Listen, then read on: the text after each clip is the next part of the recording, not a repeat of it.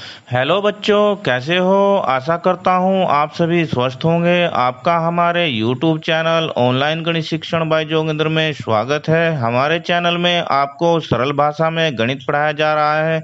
यदि अभी तक आपने हमारे चैनल को सब्सक्राइब नहीं किया तो सब्सक्राइब कर ले, बेल आइकन के बटन को दबा दे ताकि हमारा लेटेस्ट वीडियो सबसे पहले आपके पास पहुँच सके।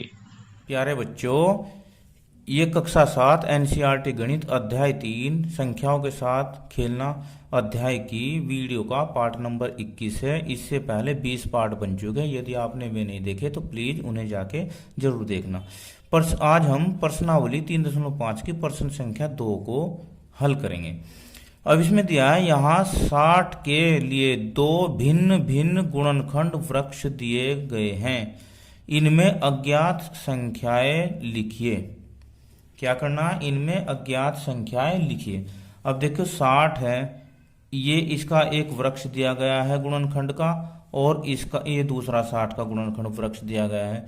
अब देखो इन वृक्षों को और इन प्रश्नों को हल करने से पहले हम थोड़ा गुणनखंडन के बारे में चर्चा कर लेते हैं। अब ये देखो अभाज्य गुणनखंडन। अब अभाज्य गुणनखंडन क्या होता है कि गुणनखंडन, पहले हम गुणनखंडन को समझते हैं। गुणन प्लस खंडन। खंडन, गुणन का मतलब गुणा के और खंडन का मतलब टुकड़े। तो गुणा के टुकड़े यानी कि किसी संख्या को उसके गुणनखंडों के रूप में लिखा जाता है, यानी कि उन संख्याओं के रूप में के गुणा के रूप में लिखा जाता है जिनकी गुणा करने पर वह संख्या मिलती है। अब देखो 24 है। अब 24 को अगर हम 2 से भाग करेंगे तो 12 उत्तर आएगा। क्या आएगा? 12 दूनी 24। तो अब हम इसे 2 गुणा 12 भी लिख सकते हैं। लिख सकते हैं या नहीं? ठीक है। इसके बाद अगर हम इसे 3 से भाग करते हैं 24 को, तो 3 अट्ठे 24। 3 अट्ठे 24। इसे हम 3 गुणा 8 के रूप में भी लिख सकते हैं। और अगर हम 24 को ही 4 से भाग करते हैं तो 4 छक 24। तो हम इसे 4 गुणा 6 के रूप में भी लिख सकते हैं। आई बात समझ में? ठीक है। अब देखो 2। अब 12 को मैं किस किस की गुणा लिख सकता हूं? 12 को मैं 2 छक्की 12, 2 गुणा 6 लिख सकता हूं या नहीं? लिख सकता हूं। ठीक है। इसे 3 तो ये जो का तू 8 को तोड़ देते हैं और गुणनखंड में, तो 2 गुणा 4 यानी कि 2 चौक 8। ठीक है। अब देखो 4 को 2 गुणा 2 लिख सकता हूं मैं। 6 को 2 गुणा 3 लिख सकता हूं, 2 तिया 6। इसके बाद 2 गुणा 2, 6 को लिख सकते हैं हम 2 गुणा 3। 2 गुणा 3, 2 तिया 6। इसके बाद ये 3, 2, 4 को लिख सकते हैं हम 2 गुणा 2।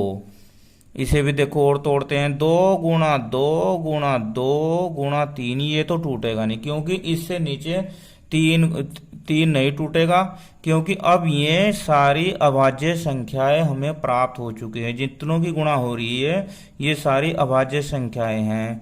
और अभाज्य संख्याओं के जो गुणनखंड होते हैं वो स्वयं या तो वह स्वयं होती है या संख्या 1 होती है। तो इस प्रकार अब आप इनमें ये देखो, ये सारी सेम संख्याएं, ये भी, ये तीनों के गुणनखंड सेम है। तो किसी संख्या को किसी भी तरह कितने ही गुणनखंडों में तोड़ लो अभाज्य गुणनखंडन में, उसके सेम गुणनखंड होते हैं। और अभाज्य गुणनखंड इसलिए कहते हैं क्योंकि ये संख्याएं अभाज्य संख्याएं होती है। अब आइए हम प्रश्न को देखते हैं।